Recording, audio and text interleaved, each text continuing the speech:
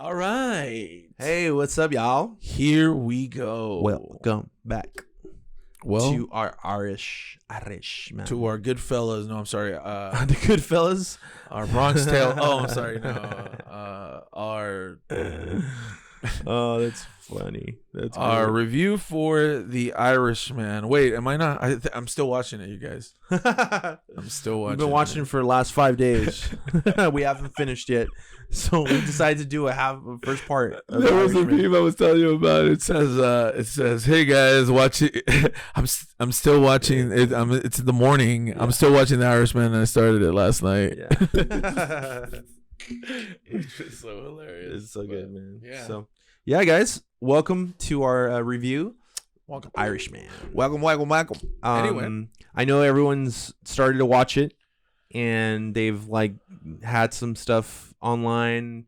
I see people posting about it on their stories and stuff like that. So I'm pretty sure we could just dive into spoiler review. Yeah. But overall, let's just give it Let's a quick, give it a quick thing. You wanna get started? over. Yeah. So my thoughts on The Irishman, the 3.5 hour film that is extremely long, but it is not boring. I did not get bored at all during this film. I love the character developments as the Martin Scorsese, skill that he has. It's a thing, I think. Now, I love the story that he told from the point of view of Robert De Niro. It grounded the character a lot towards the end. I loved it. And overall, man, I think that this is another great addition to the Martin Scorsese film catalog. I cannot see how this film was going to be made 5-10 years ago. Impossible with the whole de-aging thing review. and stuff like that. So I think this is a good film to watch with a lot of time on your hands because it takes a lot. Yeah. But I encourage you to watch it in one sitting if you can. That way you can get the full effect. But yeah, man, it was great, man. I just can't believe that I was able to watch that film from the comfort of my own home. It's awesome. It's crazy. It's great. So I loved it, guys. I'm gonna give it a 4 out of 5. Yeah, I mean, overall, the movie is absolutely a Martin Scorsese film. You can tell about the way that he shoots the music down to the shot by shot. He did great. Obviously, the movie was really good. I felt there were some slow parts for me. Maybe it was just because the movie's so long, and maybe that's how I felt. Yeah. I would love to say, hey, I want to watch it again. I do want to watch it again, but not the whole thing. I think I'd go and watch pieces of my favorite parts. I would say. Yeah. The movie gets a little slow sometimes for me, and some parts when they're explaining certain characters, and to me it feels like you could have kind of cut a little bit, Martin. Mm-hmm. To me, It's always like that, though. and yeah, it's always like that. However, there's some movies that sometimes I've said to myself, man, it could have been longer, Mm-hmm. But this one, obviously 3.5 hours. Wow.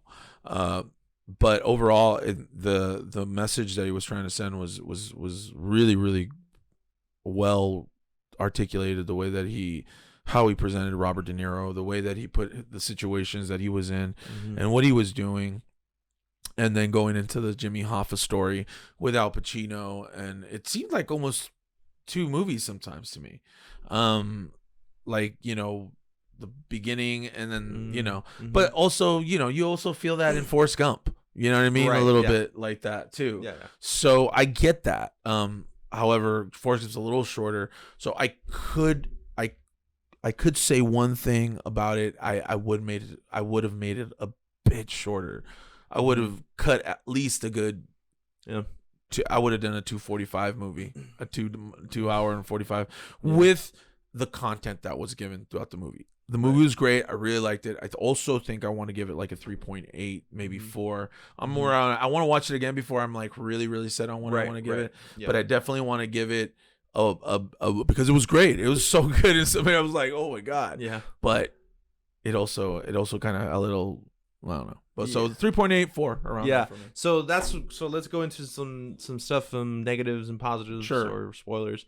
That's one of the negatives. That's why it's not a 5 for me. Okay. I think that it was just too long.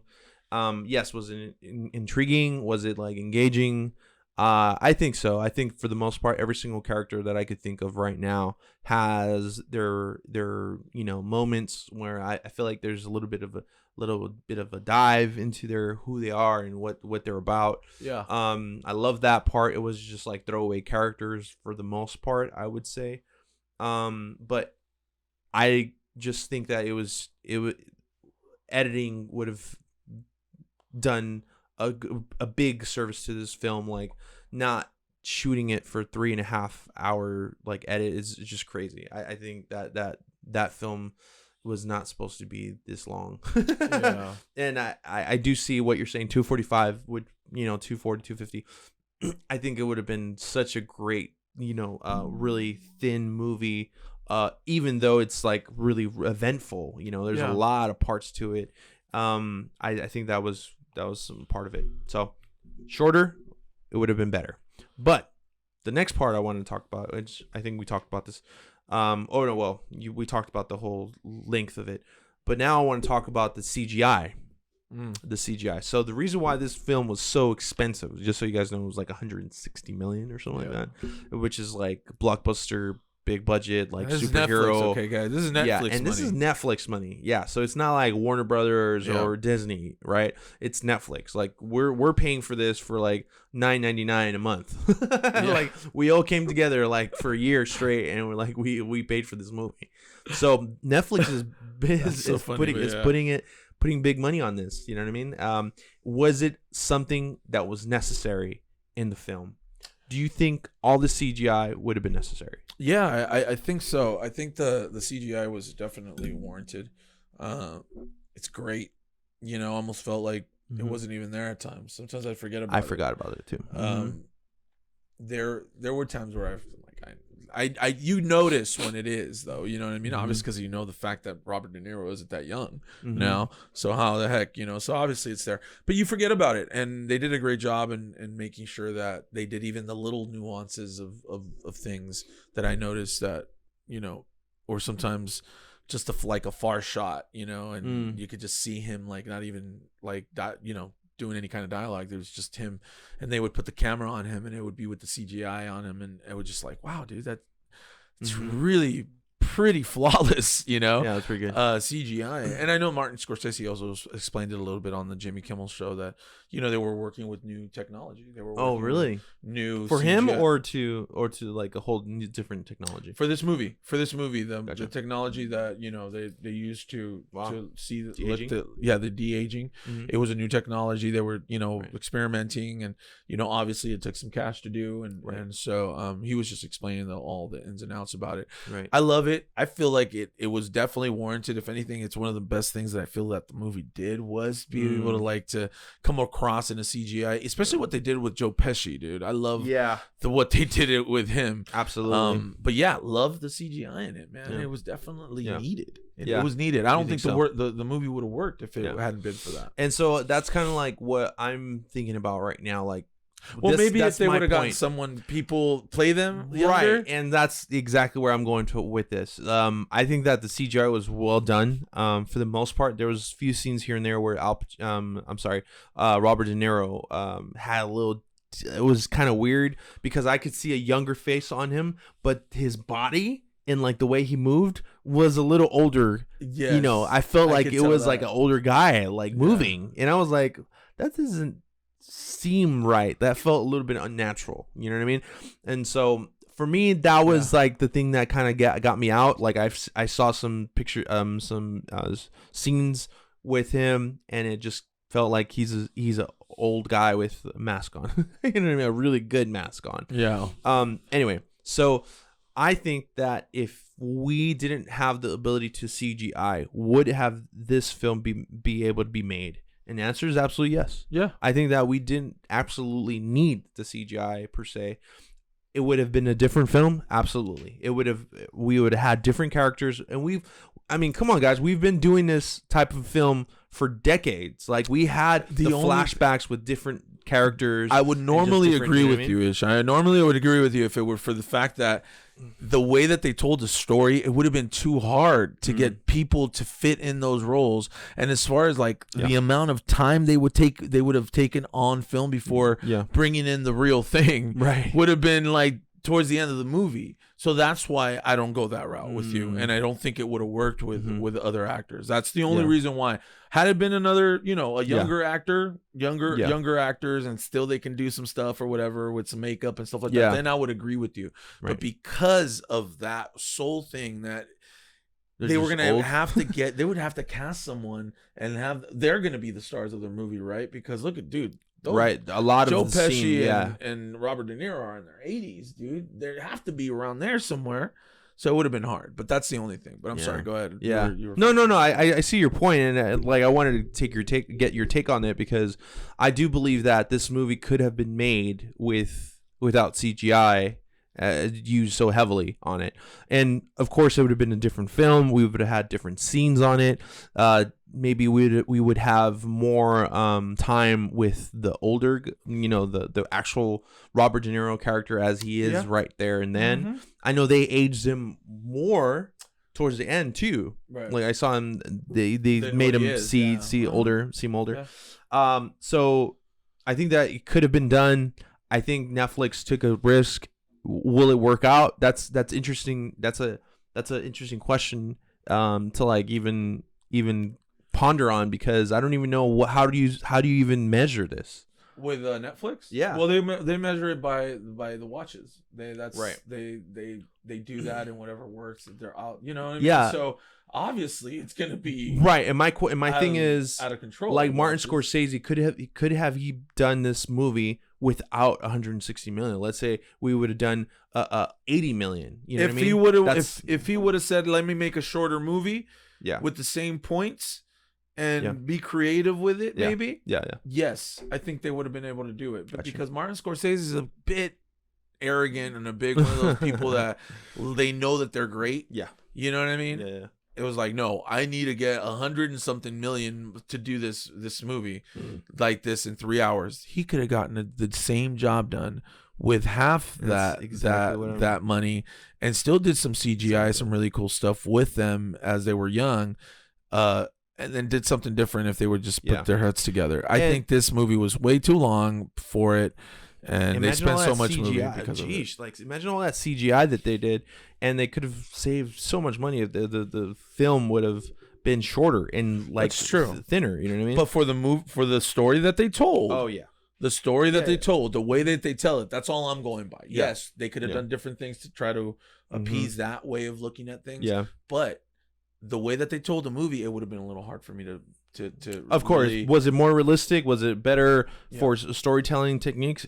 Absolutely. But I don't know, I feel like the price on it was like a little bit too high. And another thing that I didn't really like is that they had a really cool girl in there. Her name is Padwick. The daughter, Anna Paquin. Anna Paquin, and she's been in True Blood. I love her. I think she's great. She's great. She's I love Rogue and X-Men. Oh yeah, that's right. I love her. I love her acting more than anything. Yeah. And she was underused. She didn't say anything. She was just more there like for body language and for like looks and like, okay, this is the daughter of Robert De Niro when she gets older. And I felt like she was underused. I felt like they could have done some stuff with her more. They didn't. And so I want to go into the good parts of this film on that, because I believe that they did that on purpose. I think that they underused her because of one of the last scenes that they have with the daughter, with one of the daughters, I think, or I believe it's one of their daughters. She was like, Robert De Niro's character Frank, he tells his daughter like, oh, I was trying to protect you guys and this and that. You guys never had to look at any violence or anything like that. And then she's like, what are you talking about? Like, everyone feared you. Everyone was afraid of you. Everyone didn't want to talk to you because of these things. And he's like, well, I was just trying to protect you guys. I'm like, you didn't do anything to protect us. And that's crazy, because in my point of view, I agreed with Frank. at that point. Like I was like, yeah, he tried to do everything. And from what I saw in the film, he didn't show them. He didn't allow them to see this danger, this violence. But that's because the film made you see like that. And then once I saw the daughters talk and act the way they did, I kind of started getting that veil like revealed. I'm like, oh wow. So I saw the movie from Frank's point of view, right? And that's why I think he did do the right thing, as far as hiding, violence. But he probably didn't do a good job at it. No. I mean, no, because he brought the violence in his house, like right, that, because everyone knew that he would kill people, and they would read about it in the newspaper, or they would hear about it. It was all those things as to why they were afraid. Yeah. I love the fact that the girl was able to tell Frank, or Robert De Niro's character, what he did wrong. Yeah. And at the time, you see him in the movie when he does all these horrible things sometimes, or there's a piece in the movie where the girl I guess gets shoved by one of the butchers or someone in the grocery store, and he asks his daughter, did he do that? And the daughter says she's really reluctant to say, but she does say that she did like shove her. He shoved her in the grocery store due to whatever they had going. But he goes to the grocery store and kicks the crap out of this guy in front of his daughter, breaks the window. He's out in the, so all those things, like really for a kid, I'm sure those things are so. And that's one of the things I loved about it. I love how they dealt with that, because it kind of tricked me to think like, oh yeah, Frank was. How did they know? They didn't show, But then you start assuming, oh well, we didn't see all his life. You know what I mean? So yeah, and so another part of that I really loved is Al Pacino's role, as far as the political king in this movie. Dude, man. I loved Al Pacino. I loved him too, man. So much. That's Al Pacino. Dude. But God, was he such a stubborn knucklehead in this movie, man. I love the part where they start communicating through Frank. And like they like, oh, what do you say? Well, he starts like making up stuff like to fill in. Like I don't know if that's ever happened to you, like where you're like I don't want to tell you what they actually said. Yeah, absolutely. But like I'll like dude, massage that happens it. to both of us, I think, sometimes with a lot of people. Oh my God. Yes, you're absolutely right. And I've been trying to decipher the way to tell that person without actually telling them what they said, so that they can kind of still get the same kind of. That was so good, man. I was like, dude, I totally relatable right there, man. I love that part. That was great. And then Ray Romano. Oh my God, that guy! I think he was probably one of my favorite things in this movie, dude. Ray Romano, and he's not even in it like crazy. But he's in a lot of parts in it. Yeah, you could see him. A lot of key scenes. But he's great in it. I love the way that he's the lawyer and what he says and how he says it. And he's like, I would love for him to represent me. That's for sure. For sure. I love it. But and then Joe Pesci. Yeah, it's great to see him there, man. Like, wow, wasn't he special in this? I missed. He just added another layer of like realism, and like I was just really involved in Joe Pesci's whole life, even at the very end when he just kind of gives up. I don't really understand that scene where he goes into the mass or like service in prison, and like he's like, you'll see, and then he dies, like, and he like passes away after that. I don't know if you understand that scene. I haven't really understood it. Remember when he goes into this church, right? Yes, and like Wilson in a wheelchair, right? Yeah, and he's older. Yeah. And he's like, don't laugh. You'll see. And then he goes in. Like, I don't get it. Maybe giving himself to God. I don't know, actually. I didn't think about it too much, to be honest. Yeah, that's one of the parts. Let us know. What do you guys think about that specific scene?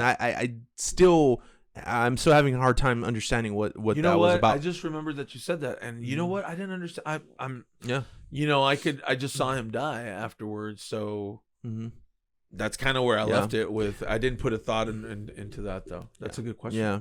I wonder. I do love how Scorsese dealt with the last part of Frank's life, and just kind of like showed that loneliness and that regret, and just kudos to Robert De Niro for like even showing and portraying that. You know what I mean? The way he did, that was just amazing stuff. I think they did. I don't know if you would agree with this, but they almost did what Goodfellas did in this movie, except with Robert De Niro. Mm-hmm. You know what I'm saying? A little bit. Yep. You know, I get that feel. What they did with Henry, the character of Henry in Goodfellas, which was played by Ray Liotta. Yeah. And great performance, great. Now, is that a bad thing? Do you think it's a bad thing? No, but I could feel that. Going up the ropes kind of thing with Robert De Niro and throughout the whole film. You know, so is it a bad thing? No, because the movie was really good. Another mobster film, it's just another mobster film. Did he take the ranks? Maybe did he take, you know, kind of like the same soup and mix it with some other spices? Maybe a little bit, a little bit, but it's still good soup. But it's still a good. Yep, it's Martin Scorsese soup, man. So exactly. I'll drink that all day. Like little baby Yoda. I'll drink that soup all day. Like little baby Yoda. Yeah, I loved it, man. I'm gonna give it definitely a 3.8, 4 or whatever. So something like that. The reason why not a 5 is because too long. Some missed opportunities. Yeah, I feel like the film could have done, and yeah, that's really. And maybe a little bit because I kind of have seen this story before. So yeah, totally. All right, guys. Well, let us know what you think. What is your score? 3, 4, 5 out of 5. What is it? Let us know. Let us know. And then remember, like, subscribe, hit the bell. Yes. Hey guys, we really appreciate you guys again. We want to say we love the fact that you're tuning in. You're checking us out, and we want to appreciate that absolutely. And so we will continue to make as great content as we can when it comes to movies, and get you guys really up to date with what's going on out there. We'll try. Anyway, stay movie minded, guys. Movie minded, y'all. Yeah.